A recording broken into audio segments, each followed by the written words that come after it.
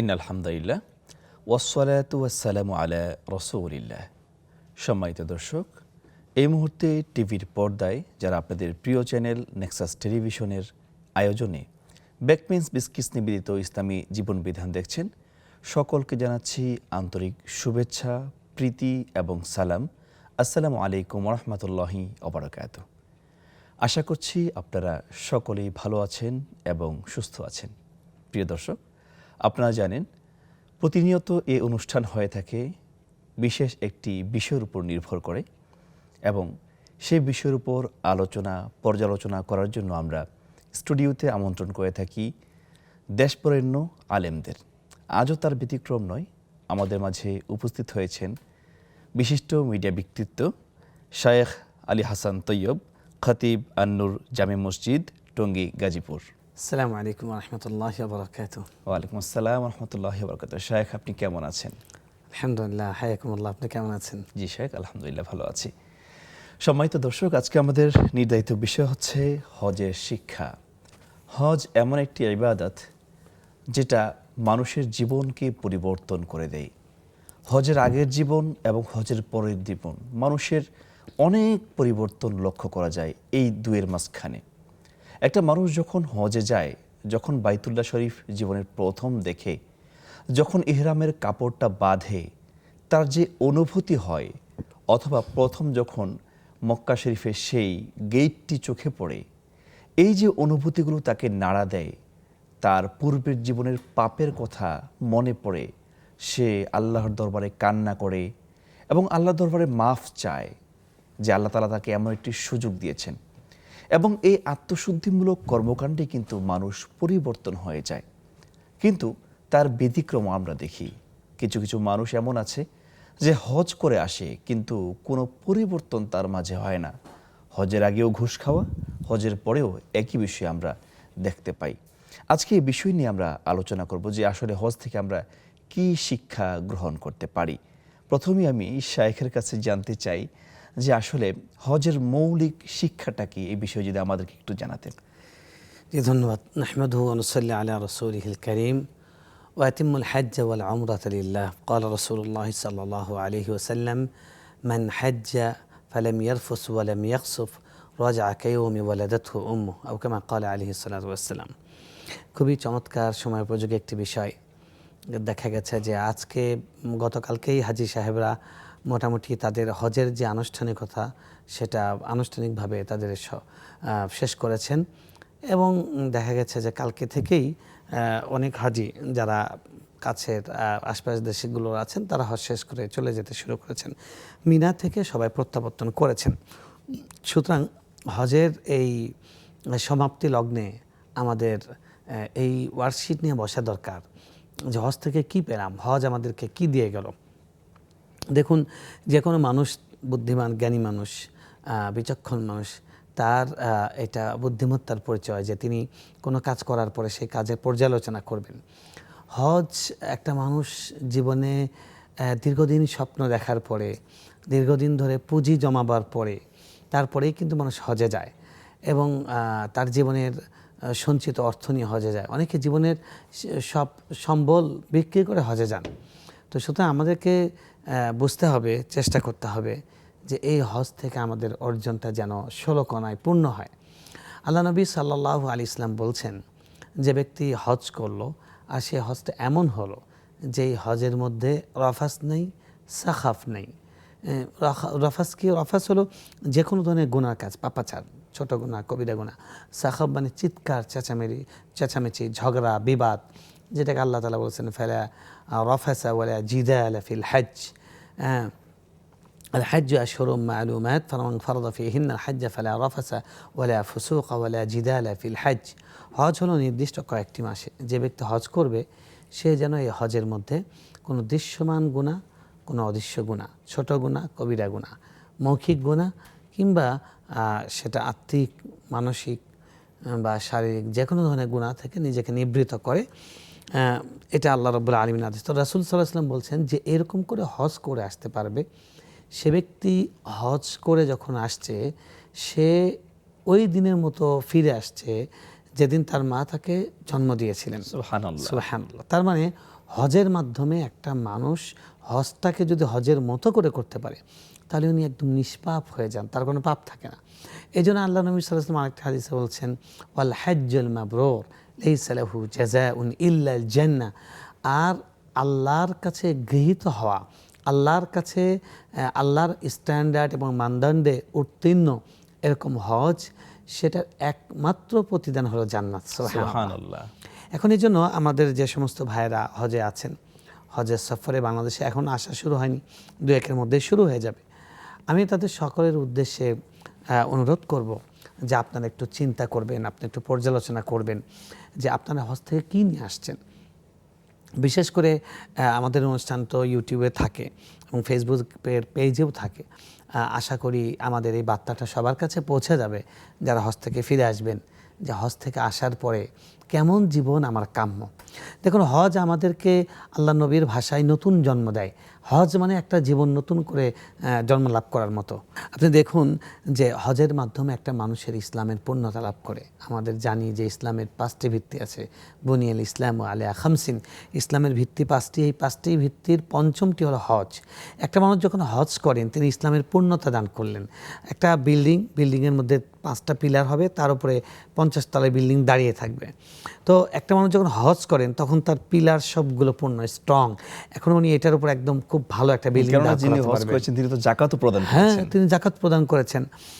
তো সুতরাং দেখবেন যে যারা হজ করেছেন, যারা হজ করে আসলেন বা আমরা যারা অতীতে হজ করেছি, আমাদেরকে মনে রাখতে হবে যে আমরা বিল্ডিংয়ের জন্য ভালো করে আমরা সেখানে খুঁটি গেড়েছি, আমরা সেটার স্তম্ভ ঠিক করেছি, ফাউন্ডেশন ঠিক করেছি। এখন এই বিল্ডিংটাকে সুন্দর করা, এটা আমাদের মৃত্যু পর্যন্ত বাকি যে হায়াতটা আছে সে হায়াতের কাজ। দেখুন, হজ আমাদেরকে কি শেখালো সেটা যদি আমরা বুঝি তাহলে বুঝবো যে হজের পরের জীবনটা কেমন হওয়া উচিত এবং কোন হজটা আসলে আল্লাহর কাছে কবুল হতে পারে।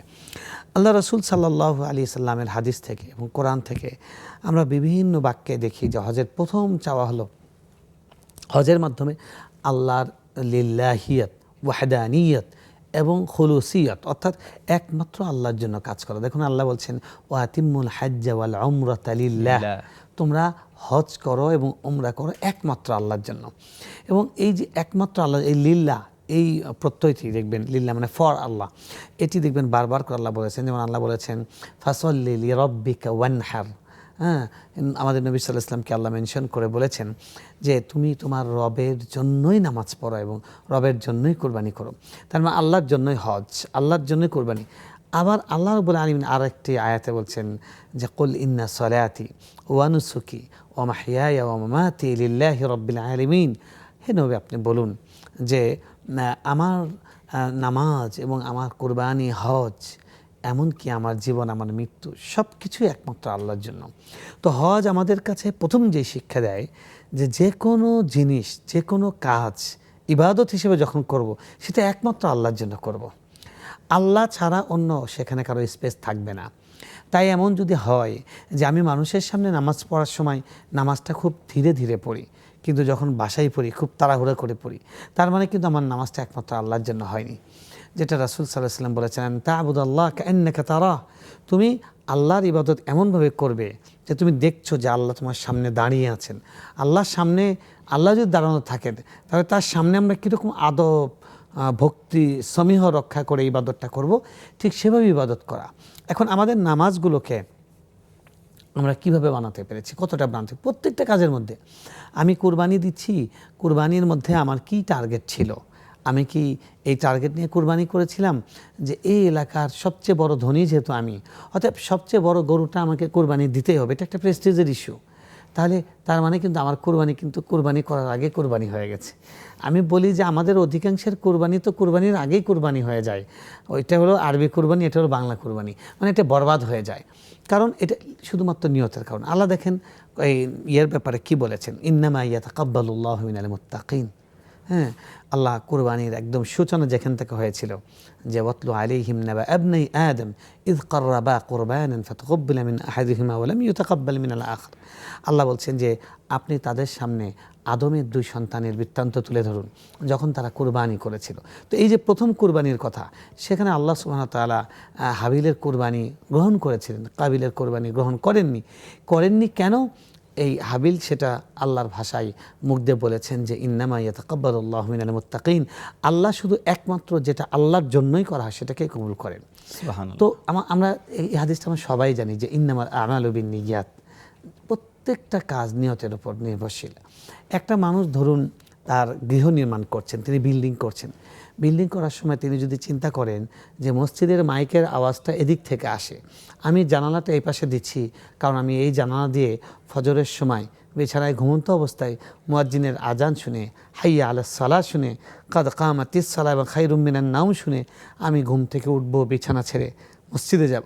তাহলে এই যে আপনি একটা জানালা বানালেন, একটা থাই লাগালেন, এটাও আপনার জন্য ইবাদত, শুধু নিয়তের কারণে। নিয়তটা কত বড়! এই জন্য পুরা হজের এ টু জেড, পুরা হজের শিক্ষা বারবার ঘুরে ঘুরে ঘুরে ঘুরে প্রথম শিক্ষা যেটা, সেটা হলো নিয়তকে আল্লাহর জন্য করা, প্রত্যেকটা ইবাদতকে আল্লাহর জন্য করা। ইল্লা মা আখলাসা লিল্লাহ হুনাফা, আল্লাহ বলছে হুনাফা মুখলিসিনা লাহুদ্দিন, তার জন্যই দিনকে একনিষ্ঠ করা, একমাত্র আল্লাহর জন্য করা। আমরা আল্লাহর জন্য করি, সবাই বলি যে আল্লাহর জন্য করছি, আল্লাহর জন্য করছি। দেখবেন কোরবানি কত মানুষ দিয়েছেন, আমরা দেখি আশপাশে অনেক মানুষ কোরবানি দেন, তার সামর্থ্য নেই, কিন্তু তিনি ঋণ করে জোড়াতালি দিয়ে ৩-৪ জনের থেকে টাকা নিয়ে কোরবানি করেন। কেন? যে একটা কোরবানি না দিলে কেমন দেখা যায়। তিনি প্রতি বছরই কুরবানি দিয়ে থাকেন, এবছর তার ঋণ আছে, বেশ ঋণ আছে, ঋণের টাকা পরিশোধ করতে পারছেন না। এখন দেখা গেল কি যে তিনি, মানুষ কি বলবে, এটা একটা প্রেস্টিজের ব্যাপার, এই জন্য উনি আরেকটা ঋণ করে উনি কোরবানি করছেন। এগুলো কিন্তু ইবাদত নয়। ইবাদতটা, যে কোনো ইবাদত আল্লাহর কাছে কবুল হওয়ার জন্য দুটো শর্ত, একটা হলো আল্লাহর জন্য হতে হবে লিওয়াজিল্লাহ, আরেকটা হলো তাওহীদুল ইত্তেবা, আল্লাহর নবী সাল্লাল্লাহু আলাইহি ওয়াসাল্লাম যেভাবে করেছেন সেভাবে করা। তো হজ আমাদের মাধ্যমে আমাদেরকে সেটাই শেখায়। দেখুন, আমরা হজের শুরুতেই, প্রথম হজের স্টার্টিং যেটার মাধ্যমে, এহরামের মাধ্যমে, এই সাদা সেলাইবিহীন কাপড় গায়ে জড়ানোর পরে আমরা কি বলি? লাব্বাইক আল্লাহুম্মা লাব্বাইক। তো এই যে লাব্বাইক যে আমরা বলি, এই লাব্বাইকের মাধ্যমে আমরা কি মেসেজ নিজেকে দিচ্ছি, বা কিসের আমরা উচ্চারণ করছি? এটা আমরা তাওহীদের একটা উচ্চারণ করছি যে আল্লাহ আমি হাজির, আমি আল্লাহ হাজির।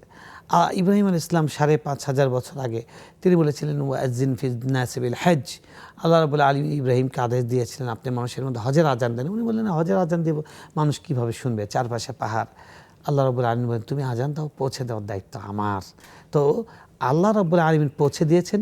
সেদিন যারা যারা ওই আজানে লাব্বাইক বলেছে রূহের জগৎ থেকে, তারাই কিন্তু আজকে হজ করছেন, আগামীতে হজ করবেন। এক চমৎকার আলোচনা করছিলেন, মনোমুগ্ধকর আলোচনা শুনছিলাম। দর্শক, আপনারা উপভোগ করছেন বেকম্যানস বিস্কিটস নিবেদিত ইসলামী জীবন বিধান। আপনাদের কাছে আবারও ফিরে আসবো ছোট্ট একটি বিরতির পর।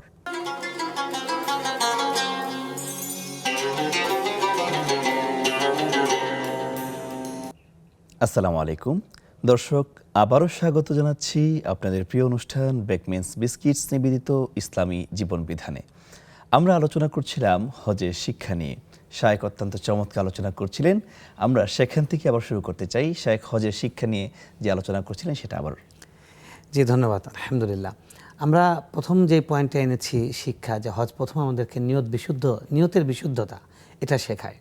এবং আপনি দেখবেন যে তালবিয়া যেরকম আমাদের নিয়তের বিশুদ্ধতা শেখায়, যে ইন্নাল হামদা ওয়ান নিআমাতা লাকা ওয়াল মুলক, সমস্ত প্রশংসা, সমস্ত নিয়ামত, সমস্ত রাজত্ব আল্লাহ একমাত্র আপনার জন্যই। তো ইবাদতের উপযুক্ততাও আল্লাহ একমাত্র আপনার জন্যই। তারপরে আপনি দেখবেন যে আমরা যখন তাওয়াফ করি, হজের প্রথম এহরামের পরের পর্ব হলো তাওয়াফ করা, বাইতুল্লাহ জিয়ারত করা, তাওয়াফ করা।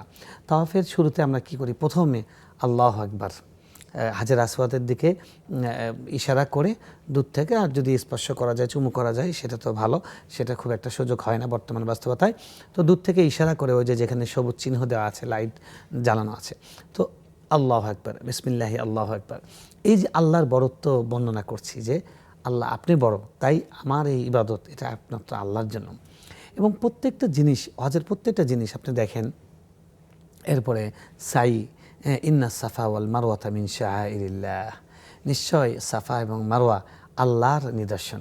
তাহলে যেহেতু আল্লাহর নিদর্শন, তাই আমরা সাফা এবং মারওয়ার মাঝখানে যে আমরা সাই করব, আমরা দৌড়াদৌড়ি করব, এটা কার জন্য করব? এটা আল্লাহর জন্য করব। তারপরে আপনি দেখেন হজে মিনায় অবস্থান করা হয়, মিনায় অবস্থান করা, আরাফায় অবস্থান করা, মুজদালিফায় অবস্থান করা। আরাফায় রাসূল সাল্লাল্লাহু আলাইহি ওয়াসাল্লাম দোয়া বলেছেন, আমাদের হাজী ভাইরা নিশ্চয় সেটা আমল করেছেন। খায়রু মা কুলতু আনা ওয়ান নাবিয়্যুনা মিন ক্বাবলি লা ইলাহা ইল্লাল্লাহু ওয়াহদাহু লা শারীকা লাহু লাহুল মুলকু ওয়া লাহুল হামদু ইহয়ি ওয়া ইউমীত ওয়া হুয়া আলা কুল্লি শাইইন কাদির। এখানে আল্লাহ রাসূল সাল্লাল্লাহু আলাইহি ওয়াসাল্লাম বলছেন যে যত রকমের খায়রুদ দোয়া এ দোয়া আরাফা, মানুষ যত দোয়া করে তার মধ্যে শ্রেষ্ঠ দোয়া হলো আরাফার দোয়া। আর আরাফার মধ্যে মানুষ যতগুলো জিনিস আল্লাহর কাছে প্রার্থনা করে, দোয়া করে, যতগুলো বাক্যে, তার মধ্যে আমি বলেছি যেই বাক্যটা এবং আমার আগের নবীরা বলেছেন, এরকম একটি মহান চমৎকার অর্থবহুল একটি বাক্য হলো এই দোয়াটা, লা ইলাহা ইল্লাল্লাহু ওয়াহদাহু লা শারীকা লাহু লাহুল মুলকু ওয়া লাহুল হামদু ইহয়ি ওয়া ইউমীত ওয়া হুয়া আলা কুল্লি শাইইন কাদির। এই যে এখানেও আল্লাহর একত্বের ঘোষণা, আল্লাহর তাওহীদের ঘোষণা, এটার মাধ্যমে আমাদের নিয়তের পরিশুদ্ধতা। তারপরে কি করা হয় দেখেন, পাথর নিক্ষেপ যখন করা হয় সেখানেও বিসমিল্লাহ বলে পাথর নিক্ষেপ করা হচ্ছে, আল্লাহর নামে করা হচ্ছে। এবং শয়তান সেখানে বসে নেই। আমাদের অনেকে ধারণা করে যে শয়তান বসে আছে এবং গিয়ে খুব গায়ের জোরে, খুব উত্তেজিতভাবে, একদম সংক্ষুব্ধ হয়ে জোরে জোরে পাথর মারছে, সর্বশক্তি দিয়ে মারছে, মনে হচ্ছে যে শয়তানকে এটাই শয়তান। শয়তান তো আপনার এখানে বসে আছে, হ্যাঁ, শয়তান ওখানে খুঁজতে হবে না। ওইটা আসলে কি জন্য? ওইটা একটা প্রতীক। আল্লাহ তার নবীকে আদেশ করিয়েছেন, আর নবী সাল্লাল্লাহু আলাইহি ওয়াসাল্লাম আমাদেরকে বলেছেন, খুযু আন্নী মানাসিকাকুম, তোমরা তোমাদের হজ আমার কাছ থেকে শিখে নাও। উনি যেভাবে করেছেন, যেখানে যা করেছেন আমরা তাই করছি। উনি ওইটা পাথর ছিল নিক্ষেপ ইব্রাহিম করেছেন। আলাইহিস সালামের শয়তানের প্রতি তিনি কেমন কঠোর ছিলেন, জি। সেটা হয়তো আমাদেরকে উপলব্ধি করার জন্য এই শিক্ষাটা জি, দিয়েছে। এটা একটা প্রতীকী। ওখানে এখন শয়তান নেই, ওখানে এখন শয়তান নেই। ইব্রাহিম আলাইহিস সালাম যে ইসমাঈল আলাইহিস সালামকে কুরবানি দিতে গিয়ে তিনি শয়তান যে তাকে বারবার প্রলুব্ধ করার চেষ্টা করেছে, তিনি সেখানে পাথর নিক্ষেপ করেছেন। সেই কারণে হোক বা যে কারণেই হোক, আল্লাহ রাব্বুল আলামিনের আদেশ, এটা হলো মেইন কথা, হলো আল্লাহ রাব্বুল আলামিনের আদেশ। কারণ আল্লাহ রাব্বুল আলামিন ইব্রাহিম আলাইহিস সালামকে এবং ইসমাঈল আলাইহিস সালামকে হজ শিক্ষা দিয়েছেন। ওয়াইদ ইয়ারফাউ ইব্রাহিমুল কওয়াইদ মিনাল বাইতি ওয়া ইসমাঈল রব্বানা তাকাব্বাল মিন্না ইন্নাকা আনতাস সামিউল আলিম। এই যে ঘটনাটা আল্লাহ তুলে ধরেছেন, এখানে আল্লাহর আদেশ। তো আল্লাহর আদেশের সামনে নিজেকে সঁপে দেওয়া, এটাই ইসলাম। আল্লাহর আদেশের সামনে আদেশকে সবার উপরে মনে করা, এটাই তাওহীদ, এটাই হলো ইসলামের মূল চাওয়া। এবং হজ আমাদের মধ্যে সেটাই প্রতিষ্ঠিত করতে চায়। সুতরাং আমরা দেখলাম যে হজের শুরু থেকে শেষ পুরোটা আমাদেরকে ইখলাস শেখায় এবং তাওহীদ শেখায়। হজের মূল শিক্ষাটা কি আমরা যদি বলি, ইখলাসের পরে সবচেয়ে বড় শিক্ষা হলো তাওহীদ। আপনি দেখেন এই যে তালবিয়ার বাক্যটা, লা শারীকা লাক, আপনার কোনো শারিক নেই, এবং 3বার থেকে 4বার এই বাক্যটা আছে। তো এই যে এখানে এই একটা বাক্যের মধ্যে বারবার লা শারীকা লাক, আল্লাহ আপনার কোনো শরিক নেই, তাওহীদের ঘোষণা। আচ্ছা, যখন মুশরিকরাও হজ করত, জি, তারা কি একই তালবিয়া পাঠ করত? না, তাদের তালবিয়ার মধ্যে ছিল ইল্লা শারীকান হিয়ালাক, শুধু তারা বলতো যে আল্লাহ হাজির হয়েছি আমরা আপনার জন্য এবং ওই শরীকদের জন্য যে শরীকদেরকে আপনি নিয়ে চলেন, নাউযুবিল্লাহি মিন যালিক, লাত উজ্জা মানাত। এবং সেখানে মূর্তি ছিল, সেখানে তারা কাবা ঘরের মধ্যে তো 360টি মূর্তি ছিল, এবং এই এক একটা রোকন, যেটা কর্নার বলা হয়, যেমন এখন আছে রুকনে হাজার, রুকনে ইয়েমানি, রুকনে শামি, রুকনে ইরাকি। তো এই যে রোকনগুলো অর্থাৎ স্তম্ভ, কর্নারগুলো আছে, কোণগুলো আছে, এই কোণগুলোতে তারা 4 কোণায় 4টা মূর্তি রেখেছিল। এমনকি এই আপনার সাফা এবং মারোয়ার এখানেও মূর্তি ছিল। এই জন্য সাহাবায়ে কেরাম যখন উমরায় গিয়েছেন, হজ করেছেন, তখন তারা চিন্তা করেছেন যে সেখানে যাবেন কিনা। তখন আল্লাহ বলেছেন যে ইন্নাস সাফা ওয়াল মারওয়াতা মিন শাআইরিল্লাহ ফামান হাজ্জাল বাইতা বি'তামারা ফালা জুনাহা আলাইহি আন ইয়াতাওয়াফা বিহিমা। অসুবিধা নেই, তারা তাওয়াফ করতে পারে, এটা তারা রেখেছে, কিন্তু তোমরা আমার নিয়তেই করবে। তারপর যখন মক্কা বিজয় হলো, তখন রাসূল সাল্লাল্লাহু আলাইহি ওয়াসাল্লাম জা আল হক ওয়া যাহাকাল বাতিল ইন্নাল বাতিলা কানা যাহুকা, তখন তিনি সমস্ত মূর্তিকে ভেঙে চুরমার করে দিলেন আল্লাহ নবী সাল্লাল্লাহু আলাইহি ওয়াসাল্লাম। তাহলে একটা বিষয়ে খুবই খেয়াল করতে পারছি যে একই কর্মকাণ্ড মুশরিকরাও করত, শুধুমাত্র আমাদের ইবাদত এবং এই শিক্ষাটাই হচ্ছে আল্লাহর ওয়াহদানিয়তের ক্ষেত্রে, যে তারা শিরক করে করত এবং তারাও মূর্তি পূজা করত, তারা তাওয়াফ করত, হজ করত। এবং কোরআনে যে সূরা তাওবার মধ্যে লম্বা ঘটনা আছে, যেখানে আল্লাহ বলেছেন যে ইন্নামা ইয়ামুরু মাসাজিদাল্লাহি, আল্লাহর ঘর তারাই আবাদ করবে, যারা আমানা বিল্লাহি ওয়াল ইয়াউমিল আখির, যারা আল্লাহর প্রতি ঈমানের এবং আখিরাতের প্রতি ঈমান আনে, ওয়া আকামাস সালাতা ওয়া আতাজ যাকাতা ওয়া লাম ইয়াখশা ইল্লাল্লাহ, তারা যাকাত দেয়, তারপরে তারা সালাত কায়েম করে এবং তারা আল্লাহ ছাড়া কাউকে ভয় করে না। এর আগের আয়াতগুলোকে আল্লাহ কি বলেছেন ঘটনা, আজআলতুম সিকায়াতাল হাজ্জি ওয়া ইমারাতাল মসজিদিল হারাম। মক্কার কাফেররা আমাদের নবী সাল্লাল্লাহু আলাইহি ওয়াসাল্লামকে তারা বলেছিল সাহাবীদেরকে যে তোমরা মুহাম্মাদের অনুসরণ করো সাল্লাল্লাহু আলাইহি ওয়াসাল্লাম, আমরা তো ডাইরেক্ট কাবার ইবাদত করি, আমরা কাবার সেবা করি, কাবার আমরা রক্ষণাবেক্ষণ করি। আমাদের মসজিদ কমিটির লোকজন অনেকে আছে না যে নামাজ পড়ে না, হ্যাঁ, ঘুষ খায়, সুদ খায়, স্ত্রী পর্দা করে না, বা পরিবারের মধ্যে ইসলামের ছিটে ফোটা নাই, কিন্তু এসে সকাল বিকাল ইমামদেরকে সবক দেয়। অনেকে আছে না এরকম, কারণ উনি মসজিদের পরিচালনার সঙ্গে আছেন, মনে করছেন জান্নাতের সার্টিফিকেট মোটামুটি ধরে ফেলেছেন। আমি নিয়োগ দেই, হ্যাঁ, না ইমাম নিয়োগ দেবো, মনে করছেন যে জান্নাতটা তো মোটামুটি হাতে চলে আসছে কনফার্ম। আল্লাহ রাব্বুল আলামিন তাদেরকে বলছেন যে ওই কাফেররা তারা বলেছিল আমরা কাবা ঘরের রক্ষণাবেক্ষণ করি, মানুষকে জমজমের পানি পান করাই, আমরা হাজিদের সেবা করি। তো তার মানে মুশরিকরা এগুলো সব করতো। আল্লাহ তখন বলে দিয়েছেন তোমাদের এগুলো কি ওই ব্যক্তির মতো হতে পারে যে ব্যক্তি ঈমান এনেছে, আল্লাহর তাওহীদের প্রতি ঈমান এনেছে, এবং শেষে আল্লাহ মূলনীতি ঘোষণা করে দিলেন যে একমাত্র আল্লাহর ঘর তারাই আবাদ করবে যারা আল্লাহর প্রতি ঈমান এনেছে, আখিরাতের প্রতি ঈমান এনেছে এবং সালাত কায়েম করেছে, যা অর্থাৎ ইসলামের স্তম্ভগুলো বাস্তবায়ন করেছে। ইসলাম পালন করি বলে আবার শিরকও করছে, সেই লোক নিজেকে মসজিদ আবাদকারী, মসজিদের নিজেকে আবাদ বা কমিটি বা মসজিদের সভাপতি বা মসজিদের সেক্রেটারি বা মসজিদ পরিচালক বানাবে নিজেকে, সেই অবকাশটা ইসলাম টোটালি বন্ধ করে দিয়েছে। বলছিলেন যে শিরিকের কথা, কিন্তু আমরা একটা জানি যে লোক দেখানো ইবাদত এটাও একটা শিরিকের পর্যায়। অনেক মানুষ হজ করে কিন্তু তারা মনে করে যে আল হাজ লাগাবে, মানুষ সম্মান করবে। আসলে এরকম মনোবাসনার কারণ কি বা এটা প্রতিকার কি? সুন্দর কথা বলেছেন। দেখেন রাসূল সাল্লাল্লাহু আলাইহি সাল্লামের হজের বিবরণের মধ্যে একটা হাদিস আছে সহিহ তারগীবের মধ্যে, যে আল্লাহ নবী সাল্লাল্লাহু আলাইহি সাল্লাম যখন নিয়ত করেছেন উমরায়, তখন আল্লাহুম্মা উমরাতান লা রিয়াআ ফীহি ওয়ালা সুমআ, তিনি এভাবে নিয়ত করেছেন, আল্লাহ আমি এমন উমরার নিয়ত করছি যে উমরার মধ্যে রিয়াও নাই, সুমাও নেই, অর্থাৎ মানুষকে দেখানোর বাসনাও নেই, মানুষের কাছে সুনাম পাওয়া, প্রশংসিত হওয়ার কোনো ইচ্ছা অভিলাষ সেটাও নেই।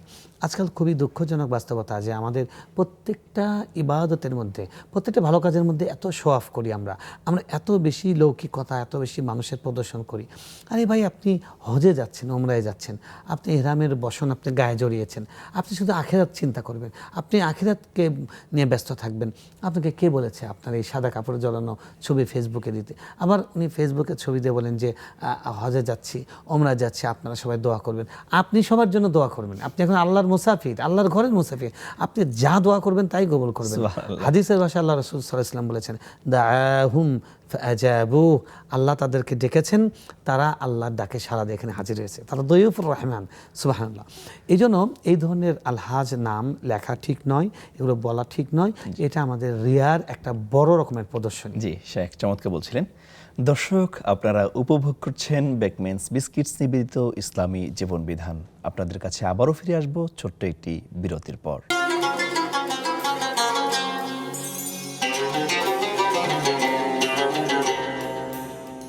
আসসালামু আলাইকুম সম্মানিত দর্শক, আপনারা দেখছেন বেকমেন্স বিস্কিটস নিবেদিত ইসলামী জীবন বিধান। আলোচনা করছিলাম হজের শিক্ষা এবং তা কিভাবে আমাদের মাঝে বাস্তবায়ন করব তা নিয়ে। শায়েখ অত্যন্ত চমৎকার আলোচনা করছিলেন। আমরা শুনছিলাম যে হজ কিভাবে আমাদের শিরিক মুক্তি ইবাদতের শিক্ষা দেয়, লৌকিকতা দূর করে আল্লাহ রাসূল সাল্লাল্লাহু আলাইহি ওয়াসাল্লাম কিভাবে হজ করেছেন, উমরা করেছেন, সেখান থেকে আমরা চমৎকার চমৎকার শিক্ষাগুলো পেয়েছি। শায়েখের কাছে প্রশ্ন করতে যাই যে হজ শেষ হওয়ার পর অনেকে দেশে আসেন, এমন কোনো উপমা আছে কিনা, এমন কোনো মানে আলামত আছে কিনা যেটা দেখার পরে মনে হবে যে না, তার হজ কবুল হয়েছে, অথবা তিনি উপলব্ধি করতে পারবেন কিনা? ধন্যবাদ, খুবই সুন্দর একটি প্রশ্ন, কারণ এই সময় এই প্রশ্নটা খুবই প্রাসঙ্গিক। একটা মানুষ তার সারা জীবনের সব আবেগ এবং সঞ্চয় নিয়ে আল্লাহর ঘরের জিয়ারতে যান এবং তিনি এই সুসংবাদটা সাথে করে নিয়ে যান যে আসার সময় নিষ্পাপ হয়ে ফিরে আসবে এবং জান্নাতের মালিকানা লাভ করে আসবে। তাই একজন হাজির এটা বুঝতে চেষ্টা করা উচিত যে আসলে তার হজটা কি আল্লাহ নবী সাল্লাল্লাহু আলাইহি ওয়াসাল্লাম যেটাকে বলেছেন মাবরুর, যার একমাত্র প্রতিদান জান্নাত, তার হজটা কি আসলে মাবরুর হয়েছে কিনা। দেখুন, যে কোনো আমল কবুল হওয়ার একটা প্রাথমিক কমন একটা আলামত যে যেটা কোরআন হাদিসের নির্যাস থেকে বোঝা যায় সেটা হলো একটা ভালো কাজের পর আরেকটা ভালো কাজের তৌফিক হওয়া। ইবাদত একটা শেষ করেছেন, তার এই ইবাদতটা কবুল হয়েছে, তার প্রমাণ হলো তার এই ইবাদতটা আরও করতে ইচ্ছা করবে, এই ইবাদতটার আরও পরিমাণ বাড়াতে ইচ্ছা করবে। এমন যদি হয় যে রমজান গেছে, আল্লাহ বাঁচালেন, আর আগামী রমজানের আগে আর কোনো রোজা রাখবো না, তার মানে বুঝতে হবে এই লোকের রমজানের রোজা হয়নি, তিনি রমজান রোজা করতে পারেননি। ঠিক একইভাবে হজটা এরকম যে আপনি আরাফার ময়দানে সেখানে অবস্থান করেছেন, মুজদালিফায় খোলা আকাশে রাত যাপন করেছেন, আর মিনায় হেঁটে হেঁটে গিয়েছেন, বাপরে বাপ কি কঠিন, জীবনে আর আসবো মানে না। ইবাদতটা একেবারে দায় সারার মতো, যে আল্লাহ বাঁচালো, শেষ হয়ে গেল। অর্থাৎ এমন নয় যে আমি দায়িত্ব থেকে অব্যাহতি নিলাম, এরকম নয়। ইবাদতটা আপনার ভিতর প্রচণ্ড রকমের এই ইবাদতের প্রতি আগ্রহ তৈরি করে দেবে। এবং অধিকাংশ লোকের ক্ষেত্রে এটা দেখা যায়, যারা আল্লাহর ঘরে একবার ঘুরে আসেন তারা পাগল হয়ে যান আবার বারবার যাওয়ার জন্য। এবং আল্লাহ ওই যে পুরাণের একটা ওয়াইজ জাআলনাল বাইতা মাসাবাতান লিন-নাসি ওয়া আমনা ওয়াত্তাখিযু মিন মাকামি ইব্রাহিম মুসাল্লা, এই মাসাবাতান শব্দের তাফসীরের মধ্যে বলা হয়েছে যে মাসাবা অর্থ হলো যেখানে বারবার আসতে ইচ্ছা করে এবং মানুষ সেখানে গিয়ে কখনো পরিতৃপ্ত হয় না। তো হজ থেকে এসেছেন, আপনার হজ যে আল্লাহ কবুল করেছেন তার একটা আলামত হলো আপনার নেক আমলের প্রতি আগ্রহ বৃদ্ধি পেতে হবে। এমন নয় যে আপনি আগে নামাজ ঠিকমতো পড়তেন, এখন নামাজ হাজী সাহেব হয়ে আসছেন, এখন তো মোটামুটি সার্টিফিকেট পেয়ে গেছেন জান্নাতের, এরকম যেন নয়। বরং আগে আপনি 5 ওয়াক্ত নামাজ পড়তেন, এখন তাহাজ্জুদ গুজার হবেন। আগে আপনি কোনো রকম ফরজ পড়তেন, বাসায় 2 ওয়াক্ত, মসজিদে 2 ওয়াক্ত, এখন 5 ওয়াক্ত মসজিদে জামাতের সঙ্গে পড়ার চেষ্টা করবেন। আগে কোরআন ওই যে রমজানে খতম দিতেন আরেক রমজানে, এখন প্রতিদিন কোরআন তেলাওয়াতের চেষ্টা করবেন। আগে আপনি জিকির করতেন না, এখন প্রতিদিন আপনি 3 তাসবিহ আরো যত জিকিরগুলো সুন্নাত মাসনুন একদম হজ করার পরে মানুষের আত্মোন্নয়নমূলক একটা পরিবর্তন হয়। হ্যাঁ, মানে প্রথম কথা হলো তার আমলের মধ্যে আমল বৃদ্ধি হতে হবে, আমলের প্রতি আগ্রহ তৈরি হতে হবে। 2 নাম্বার হলো তার আখিরাতের প্রতি আগ্রহ বৃদ্ধি পাবে। অর্থাৎ একটা মানুষ আল্লাহর ঘর থেকে ফিরে আসার পরে তার কাছে ওই যে আরাফাত দৃশ্যটা যখন তার সামনে ফুটে উঠবে, তখন তার মনে হবে পৃথিবীর জীবনটা কত মিথ্যা, আমরা সেলাইবিহীন কাপড়ে আমাদেরকে থাকতে হয়েছে, সেলাইবিহীন কাপড়ে আমাদেরকে কবরে যেতে হবে, এবং কিয়ামতের দিন ঠিক হাসরের ময়দানে আরাফার ময়দানের মতো চিত্র হবে, কেউ কাউকে চিনতে পারছে না, কেউ কাউকে বাঁচাতে পারছে না, প্রত্যেকেই নিজের ইয়ানাফসি অবস্থা। এই যে হাসরের ময়দানের চিত্রটা দেখে আসার পরে তার এই আখিরাতের ভাবনাটা তার ভিতর প্রবল হতে হবে। 3 নম্বর বিষয় হলো গুনাহের প্রতি তার অনাগ্রহ সৃষ্টি হওয়া। আপনি হজ করে এসছেন, আগে আপনি ঘুষখোর ছিলেন, এখনও ঘুষখোর। আপনি হজ করে এসছেন, আপনি আগে দুর্নীতিবাজ হিসেবে অফিসের সবাই চিনত, এখন আপনাকে দুর্নীতিবাজ হিসেবে চেনে। পার্থক্য একটা, এখন শুধু মাথায় টুপি উঠেছে, আপনার এই টুপির 4 পয়সা দাম নেই, আপনার এই দাড়িরও 4 পয়সা দাম নেই, যদি আপনি ঈমান নিয়ে, আখলাক নিয়ে, তাকওয়া নিয়ে, ইখলাস নিয়ে না যেতে পারেন। কারণ আবু জাহেলের দাড়ি তো আমার দাড়ির থেকে অনেক বড় ছিল, আপনার আমার অনেক দাড়ির থেকে অনেক বড় ছিল ওদের দাড়ি। তাকওয়া এখানে নয়, তাকওয়া এখানে নয়, তাকওয়া কলবের মধ্যে। আল্লাহ রাসূল সাল্লাল্লাহু আলাইহি ওয়াসাল্লাম কলবের দিকে ইশারা করেছেন, তাকওয়া হাউনা ইন্নামা ইয়াতাকাব্বালুল্লাহু মিনাল মুত্তাকিন, আল্লাহ রাব্বুল আলামিন বলেছেন। তো দেখেন, সুতরাং হজ করে আসার পরে আমাদের গুনাহের প্রতি অনাগ্রহ তৈরি হয়, এটা সবচেয়ে বড় চ্যালেঞ্জ। হজ থেকে ফেরার সময় আমি দেখেছি বিমানে মানুষ ওখানে বসে বসে, প্রত্যেকের সামনে তো মনিটর থাকে, যা ইচ্ছা তাই দেখা যায়, ওখানে বসে বসে দেখি গান দেখছে, আমি এরকম দেখেছি, আল্লাহ মাফ করেন। এবং হজ থেকে আসার পরেও দেখা গেছে একটা মানুষ তার বোনের সম্পত্তি মেরে খেয়েছিল, সেটা সে ফেরত দেয় না। তাহলে সে কি হজ নিয়ে আসলো? মানুষের হকের ব্যাপারে সে ভয় পায় না আল্লাহকে। আখিরাতের ভয় হলে তো সে প্রথম মানুষের হক নিয়ে সে ভয় পেয়ে যাবে।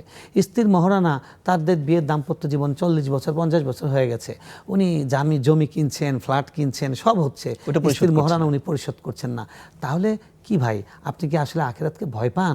ভয় পান না। এই জন্য হজ থেকে আসার পরে এই যে গুনাহের ব্যাপারে, মানুষের হকের ব্যাপারে ভয় তৈরি হতে হবে। এবং 4 নম্বর আলামত যেটা বলবো সেটা হলো হজ থেকে আসার পরে আল্লাহর মোহাব্বত দিলের মধ্যে বৃদ্ধি পেতে হবে। আল্লাহর মোহাব্বত, আল্লাহর জন্য পাগল হওয়া, আল্লাহর ঘরের জন্য পাগল হওয়া, আল্লাহর নবীর জন্য পাগল হওয়া, আল্লাহর দ্বীনের জন্য পাগল হওয়া। অর্থাৎ আল্লাহ যেই জিনিসগুলোকে ভালোবাসেন সেই ভালোবাসা আপনার হৃদয়ে টইটুম্বুর পরিপূর্ণ, কানায় কানায় পূর্ণ হতে হবে। দেখেন কি চমৎকার একটা দোয়া, আল্লাহুম্মা ইন্নী আসআলুকা হুব্বাক ওয়া হুব্বা মান ইউহিব্বুক ওয়া হুব্বা মা ইউকাররিবু ইলা হুব্বিক। হে আল্লাহ, আমি আপনার কাছে আপনার ভালোবাসা চাইছি এবং ওই জিনিসের ভালোবাসা চাইছি যেই জিনিসের ভালোবাসা আপনার ভালোবাসার কাছে নিয়ে যায়, এবং ওই ব্যক্তির ভালোবাসা আপনার কাছে চাইছি যেই ব্যক্তির ভালোবাসা আপনার কাছে নিয়ে যায়। কি চমৎকার দোয়া! এই জন্য হজ থেকে ফিরে আসার পরে আমাদের হাজি ভাইদের মধ্যে যেন সেটা আসে। আমি বলি কি, প্রতি বছর বাংলাদেশে গড়ে 1 লাখ মানুষ হজ করে। 1,00,000 মানুষ যদি হজ থেকে আসার পরে আমাদের প্রতি বছর ভালো হতো, ভালো হয়ে যেত, তাহলে 10 বছরে 15 বছরে বাংলাদেশে কত মানে 1,00,000 1,50,000 মানুষ সৎ নাগরিক পাওয়া যেত। আজকে রন্ধে রন্ধে দুর্নীতি। এই যে বিশাল একটা বিপ্লব হয়ে গেল বাংলাদেশে, তারপরে ক্ষমতার পরিবর্তন হলো, একটা ইন্টারিম সরকার, অন্তর্বর্তী সরকার রাষ্ট্র পরিচালনা করছেন, কিন্তু যেইলাও সেই কুদু, কারণ সবাই এখনও যে যেখানে সুযোগ পায় সেখানে মেরে দেয়। আমাদের টিচার, আমাদের একজন শায়েখ বলতেন যে আমরা বাংলাদেশে কেউ সৎ নয়, সবাই অসৎ।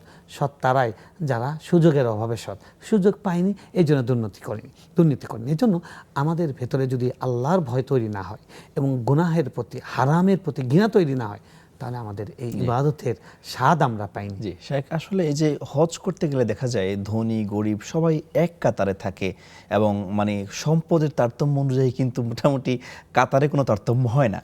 এক্ষেত্রে আমার মনে হয় ভ্রাতৃত্বের বন্ধনের চমৎকার একটা দৃশ্য সেখানে দেখা যায়। আপনি কি মনে করেন বিষয়টা? অবশ্যই অবশ্যই, আমি হজের শিক্ষার মধ্যে যাচ্ছিলাম, আমরা কেবল ইখলাস তাওহীদ এগুলো বলেছি। হজের আরেকটা শিক্ষা হলো মানুষকে একসাথে করে একই জায়গায়। আমরা যে কুল্লুকুম মিন আদম ও আদম মিন তুরাব লা ফাদলা লি আরাবিয়্যিন আলা আজমি, আল্লাহ নবী সাল্লাল্লাহু আলাইহি ওয়াসাল্লাম বিদায় হজে যেটা বলে গেছেন ঐতিহাসিক বাণী, যে তোমরা প্রত্যেকেই আদমের সন্তান, আর আদমকে মাটি থেকে সৃষ্টি করা হয়েছে, তাই মানুষের উপর মানুষের কোনো শ্রেষ্ঠত্ব নেই। কালোর উপরে সাদার, আরবের উপর অনারবের, অনারবের উপর আরবের কোনো শ্রেষ্ঠত্ব নেই। শ্রেষ্ঠত্ব একমাত্র ইল্লা বিত তাকওয়া, তাকওয়ার মাধ্যমে। এই জিনিসটা হজে একদম একদম কানায় কানায় চোখে আঙুল দিয়ে দেখিয়ে দেয়। ওখানে মুজদালিফায় আপনি যখন যাচ্ছেন, ওখানে দেখছেন যে একজন মিলিয়নিয়ার, উনি ধুলার মধ্যে শুয়ে আছেন, পাশে একজন লোক হয়তো অন্যের টাকায় বদলে হজ করতে গিয়েছেন, যার সৌদি আরবে যাওয়ার মতো তার গাড়ি ভাড়াটুকু নাই, এরকম ব্যক্তিও তার সঙ্গে শুয়ে আছেন। ওখানে কোনো বৈষম্য নেই। আরে কিসের বৈষম্য বিরোধী? বৈষম্য বিরোধী না, আপনার বৈষম্য নিরোধ, বৈষম্য নির্মূল, এটা ইসলামে দেখতে পাবেন, বিশেষ করে হজের মধ্যে দেখতে পাবেন। তারপরে কাবাঘাট তাওয়াফ হচ্ছে। পৃথিবীর সব কিছুর মধ্যে তো আমরা পর্দার জন্য অন্তকে নারী পুরুষের অনেক দূরত্ব আমরা রাখি, নিরাপদ দূরত্ব রাখি, কিন্তু আপনি দেখেন তাওয়াফ, ওখানে নারী পুরুষ তারা নিরাপদ দূরত্ব বজায় রেখেই পাশাপাশি করছেন, কোনো দুর্ঘটনা ঘটছে না, কোনো মানুষের খারাপ চিন্তা আসছে না। আল্লাহর সামনে দাঁড়ানোর কারণে প্রত্যেকের ভেতরে আল্লাহর ভয়। ওখানে দেখা গেছে মুখ খোলা একজন সুন্দরী নারী, কিন্তু কারো ভেতরে সেন্সে ওটা কাজ করছে না, সবাই আল্লাহকে নিয়ে চিন্তা, আল্লাহর ঘর তাওয়াফ করছেন, আল্লাহ দেখছেন। এই যে হজের মধ্যে কোনো ভেদাভেদ নাই, নারী পুরুষের, শিশুর কোনো ভেদাভেদ নেই, এবং নারী স্বাধীনতা, মানে পৃথিবীতে তো নারীবাদীরা অনেক দাবি করে নারী স্বাধীন, আমরা ইসলামেও বলি যে ইসলাম নারী স্বাধীনতার কথা বলেছে আরও সুন্দর করে, কিন্তু এটার যদি সত্যিকার চিত্ত কেউ দেখতে চান, আমি বলবো বিশেষ করে কর্মজীবী নারী যারা আছেন, চাকরি করেন, সবাইকে বলবো কষ্ট করে চাকরি করেন, আপনাদের তো সংসারের কাজে কোনো ছাড় পান না। আমি আমার সব নারী সহকর্মীদেরকে বলি যে কিছু কিছু টাকা জমান, আপনারা প্রথমে ওমরা করেন, তারপর হজ করেন, দেখবেন নারীর স্বাধীনতা কাকে বলে। আপনার মনে চাচ্ছে আপনি চলে যাচ্ছেন মসজিদের ভিতরে, আপনি কাবাঘর তাওয়াফ করছেন, চুম্বন করছেন। এই যে বৈষম্য নির্মূল করা, এটা হজের মাধ্যমে এত চমৎকারভাবে ফুটে ওঠে, আর কোনো কাজের মধ্যে এতভাবে ফুটে ওঠে না। শায়েখ, বৈষম্য এবং ভ্রাতৃত্ব নিয়ে চমৎকার কথা বলছিলেন। সম্মানিত দর্শকদের উদ্দেশ্যে বলছি, আপনারা দেখছেন বেকমেন্স বিস্কিটস নিবেদিত ইসলামী জীবন বিধান। সময় হয়েছে ছোট্ট একটি বিজ্ঞাপন বিরতিতে যাওয়ার। আপনাদের সাথে আবারও দেখা হবে বিজ্ঞাপন বিরতির।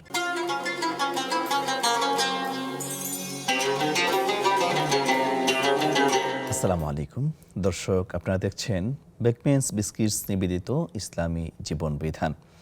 আলোচনা করছিলাম হজের শিক্ষা এবং সেখান থেকে কি নিয়ে আমরা ফেরবো এবং সেটা সমাজে কিভাবে প্রতিফলন হবে সে বিষয় নিয়ে। শায়েখের কাছে এই মুহূর্তে আমরা জানতে চাচ্ছি, আসলে হজের তো অনেক শিক্ষা শুনলাম, কিন্তু যারা আসলে হজে যেতে পারে নাই, তাদের তো মনে অনেক আকাঙ্ক্ষা, অনেক ইচ্ছা। আসলে তাদের জন্য তো হজের কিছু শিক্ষা অবশ্যই রয়েছে, যেতে পারিনি ঠিক, কিন্তু সেখান থেকে আমরা কি শিক্ষা অর্জন করতে পারি?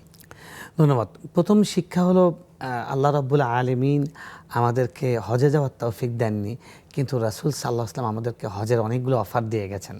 যেমন আল্লাহ নবী সাল্লাল্লাহু আলাইহি ওয়াসাল্লাম বলেছেন, যে ব্যক্তি ফজরের নামাজ জামাতের সঙ্গে পড়লো, তারপরে সেখানে সূর্য ওঠা পর্যন্ত জিকির আজকার করলো, তারপরে সূর্য উঠে যাওয়ার কিছুক্ষণ পরে সে 2 রাকাত নামাজ পড়লো, তার জন্য কাহাজ্জাতিন তাম্মাতিন তাম্মাতিন তাম্মাতিন 3 বার বলেছেন সুনানে তিরমিজির বিশুদ্ধ সহিহ বর্ণনা, যে তার জন্য পরিপূর্ণ হজের সওয়াব।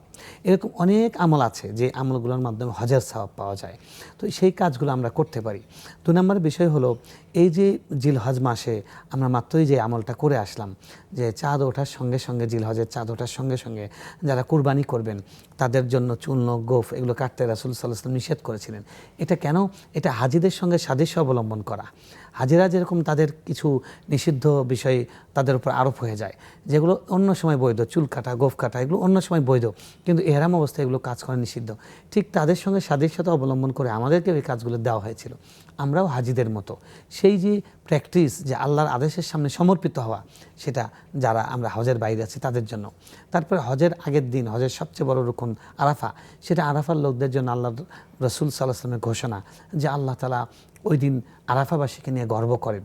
আর ঠিক একইভাবে আল্লাহ রসুল সাল্লাল্লাহু আলাইহি ওয়াসাল্লাম আমাদের জন্য আমল দিয়েছেন, আরাফার রোজা করবে, তার জন্য 2 বছরের গুনাহ মাফ, 1 বছর গত, 1 বছর আগামীর। তো এই যে অফারগুলো, এই অফারগুলো দিয়ে আল্লাহ বুঝিয়ে দিচ্ছেন তোমার টাকা নেই বান্দা, কিন্তু আমি তোমাকে বঞ্চিত করিনি, আমার ভান্ডার তোমার জন্য উন্মুক্ত, সবার জন্য উন্মুক্ত। সুতরাং আমরা আরেকটা কথা হলো কি, যে আমলের নিয়ত করা, পরিপূর্ণ আমলের সওয়াব পাওয়া যায়। তো আমরা প্রত্যেকেই মনের মধ্যে এই নিয়তটা রাখবো, ইনশাআল্লাহ আল্লাহর ঘর দেখতে যাব, আল্লাহর ঘর জিয়ারত করব, তাওয়াফ করব। এই নিয়ত যারাই সঠিকভাবে বিশুদ্ধভাবে অন্তরে পোষণ করবেন, তাদের প্রত্যেকের আমল নামায় হজের সওয়াব লেখা হয়ে যাবে।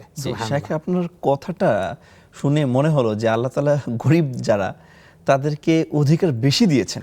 একটা মানুষ বছরে একবার হজে যাচ্ছে, কত টাকা খরচ করে, অথচ জীবনে একবার অথচ আল্লাহ রাসূল তাম্মাতান, তার পরিপূর্ণ হজের সওয়াব। 3 বার করে বলেছেন, মানে আল্লাহ কারো সাথে বেইনসাফি করেন না। জি, আল্লাহ সুযোগ রেখেছেন। এবং আমি যেটা বলছিলাম যে এটা কিন্তু খুব গুরুত্বপূর্ণ পয়েন্ট, আমরা বাংলাদেশে এটা নিয়তটাকে গুরুত্ব দেই না। দেখুন আল্লাহ রাসূল সাল্লাল্লাহু আলাইহি ওয়াসাল্লাম বলেছেন, যখন একজন ব্যক্তি কোনো নেক আমলের নিয়ত করে, সাথে সাথে সেই আমলটা করেছে বলে ওই আমল করার সমান সওয়াব দিয়ে দেওয়া হয়। যখন উনি আমলটা করেন তখন তাকে এটা 10 গুণ বাড়িয়ে দেওয়া হয়।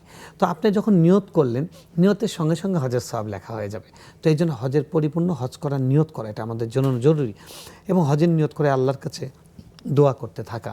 আমি বলবো যে আমরা যারা যেতে পারছি না, কিন্তু হৃদয়ের মধ্যে আল্লাহর ঘর দেখার ভালোবাসার সেই জ্বলন এবং অন্তর্দহ শুরু হয়ে গেছে, এই যে হৃদয়ের তরফ, এই যে হৃদয়ের তলব, এটাও কিন্তু হজের চেয়ে কম নয়, এটাও কম মধুর নয়।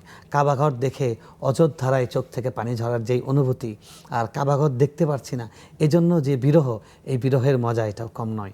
কবি জানেন, কবি বলেন বারবার যে উলফত মে বরাবর হে মজা, হো কে জাফা হো, ওয়াফা হো কে জাফা হো। ভালোবাসার মধ্যে মজা দুটাই বরাবর। সেখানে যদি প্রাপ্তি হয় তাহলেও, প্রাপ্তি না হয় তাহলেও, মিলনের আনন্দ আছে, কিন্তু বিরহ এটাও কিন্তু কম নয়, এটার মধ্যে অনেক ভালোবাসা আছে। এই জন্য আল্লাহর ঘরের জন্য যাদের হৃদয়ে ভালোবাসা এবং বিরহের আগুন জ্বলে, আমি তাদেরকে বলবো আবশির আবশির, আপনার সুসংবাদ গ্রহণ করুন, আপনাদের জন্য আমলনামায় হজের সওয়াব লেখা হয়ে গেছে।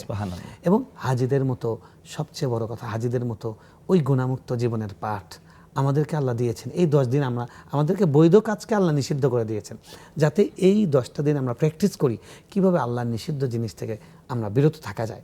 সেভাবে যদি আমরা আমাদের জীবনটাকে কাটাতে পারি, তাহলে আরাফার হাজিদের মতো আল্লাহ আমাদেরকেও নিষ্পাপ ঘোষণা করবেন। সুবহানাল্লাহ।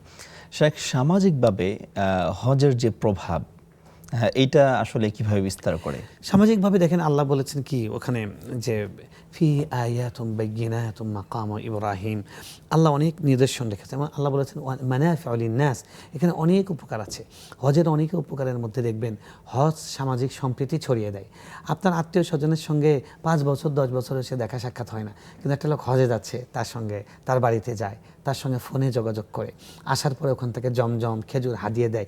এর মাধ্যমে আমাদের সমাজের ভালোবাসা, আমাদের সমাজে তো ভালোবাসার অভাব, ভালোবাসার অভিনয়ের কোনো অভাব নেই, চারপাশে ভালোবাসার অভিনয় চলছে, সত্যিকার ভালোবাসার অভাব। এই সত্যিকার ভালোবাসাটা চর্চা কিন্তু হজের মাধ্যমে হয়, যেমন কুরবানির মাধ্যমে হয়। আমরা নিজেরা গোশত খেয়েছি এবং 3টা ভাগ করে গরিবদেরকেও দিয়েছি, আত্মীয় স্বজনদেরকেও দিয়েছি। আল্লাহ যেটা বলেছিলেন যে ফাকুলু মিনহা ওয়া আত'ইমুল বাঈসাল ফাকির, এর মাধ্যমে কিন্তু সৌহার্দ্য ছড়িয়ে পড়েছে। তো হজের মাধ্যমে এভাবে সৌহার্দ্য ছড়িয়ে পড়ে। আবার একইভাবে আপনি দেখবেন যারা ওখান থেকে আসে, ওখানে বিভিন্ন দেশের মানুষের সঙ্গে ওঠা বসা করে তারা অনেক কিছু সাংস্কৃতিকভাবে কালচারালভাবে তারপরে ম্যানার্সগত দিক থেকে অনেক কিছু শিখতে পারেন। সেটা কিন্তু তারা এসে যার এলাকায় গিয়ে সেখানে বলেন, গল্প করেন, এটার থেকেও মানুষ শিখতে পারে। এভাবেই কিন্তু সামাজিকভাবে আমরা উপকৃত হচ্ছি। নানাভাবে হজ আমাদেরকে ব্যক্তি জীবনকে, পারিবারিক জীবনকে, রাষ্ট্রীয় জীবনকে, পুরা পৃথিবীকে হজ একটা কল্যাণের মহা একটা উপলক্ষ নিয়ে আসে। সুবহানাল্লাহ। শেখ, আমরা একবারে শেষ পর্যায়ে চলে আসছি। আমি সংক্ষেপে জানতে চাইব, যেহেতু হজের সর্বশ্রেষ্ঠ শিক্ষা আমরা পাই রাসূলের কাছ থেকে সাল্লাল্লাহু আলাইহি ওয়াসাল্লাম। তিনি যখন জীবনের সর্বশেষ, যেটাকে বিদায় হজ বলে, তিনি সেটা করেছিলেন আরাফার ময়দানে। তিনি কি ভাষণ দিয়েছিলেন, সেখান থেকে আমরা মূল শিক্ষাটা কি নিতে পারি, খুবই সংক্ষেপে বলবেন ইনশাআল্লাহ। আরাফার ময়দানের ঐতিহাসিক সেই বিদায় হজের ভাষণের মধ্যে অনেক কথা আছে। আমি শুধু একটা কথা বলবো যে উনি বলেছেন, আজকের দিনের মতো, আজকের মাসের মতো, আজকের এই জমিনের এই স্থানের মতো তোমাদের একে অপরের সম্মান, সম্পদ এবং তাদের ইজ্জত এবং তাদের জীবন একে অপরের জন্য হারাম সম্মানিত। আজকে আমরা চাইলে একে অপরের সম্পর্কে বাজে মন্তব্য করছি ফেসবুকে, ইউটিউবে এবং যে কোনো জায়গায় না জেনে একে এক সম্পর্কে কুধারণা করছি, চগলখড়ি করছি। এই কালচারটা আমাদেরকে ধ্বংস করে দিচ্ছে, আমাদের সম্পর্ক ভালোবাসাকে ধ্বংস করে দিচ্ছে। আমি বলবো যে আমরা বিদায় হজের ওই ভাষণ থেকে শিক্ষা নিয়ে আমরা যেন মানুষের সম্পদ হরণ করাকে যেরকম হারাম মনে করি, তার ইজ্জত হরণ করা, তার সম্মান নষ্ট করা, এটাকেও যেন হারাম মনে করি। এটা যদি আমরা করতে পারি তাহলে বুঝতে পারবো রাসূল সাল্লাল্লাহু আলাইহি ওয়াসাল্লামের ওই বিদায় হজের ঐতিহাসিক সারগর্ভ বক্তব্য থেকে একটি শিক্ষা হলে আমরা নিতে পেরেছি। জি শেখ, অসংখ্য ধন্যবাদ আপনার মূল্যবান সময় থেকে আমাদের সময় দেওয়ার জন্য। আপনাকে ধন্যবাদ, জাযাকুমুল্লাহ। আলহামদুলিল্লাহ। সম্মানিত দর্শক, আপনারা এতক্ষণ ধরে উপভোগ করছিলেন আপনাদের প্রিয় চ্যানেল নেক্সাস টেলিভিশনের পর্দায় বেকমেস বিস্কিটস নিবেদিত ইসলামী জীবন বিধান। আপনারা এতক্ষণ জেনেছেন হজ থেকে আমরা কি শিক্ষা গ্রহণ করতে পারি, সেটা সমাজে কিভাবে প্রতিফলিত হয়, এবং এই বিষয় নিয়ে আমরা আলোচনা শুনেছি। আল্লাহ তাআলা আমাদের সকলকে এর উপর আমল করার তৌফিক দান করুক, এবং যারা এতক্ষণ ধরে আমাদের সাথে যুক্ত ছিলেন, আগামী অনুষ্ঠান পর্যন্ত সকলে ভালো থাকেন, সুস্থ থাকেন, আল্লাহর দরবারে এই কামনা রেখে আজকের আলোচনা এখানে শেষ করছি। আসসালামু আলাইকুম ওয়া রাহমাতুল্লাহি ওয়া বারাকাতুহু।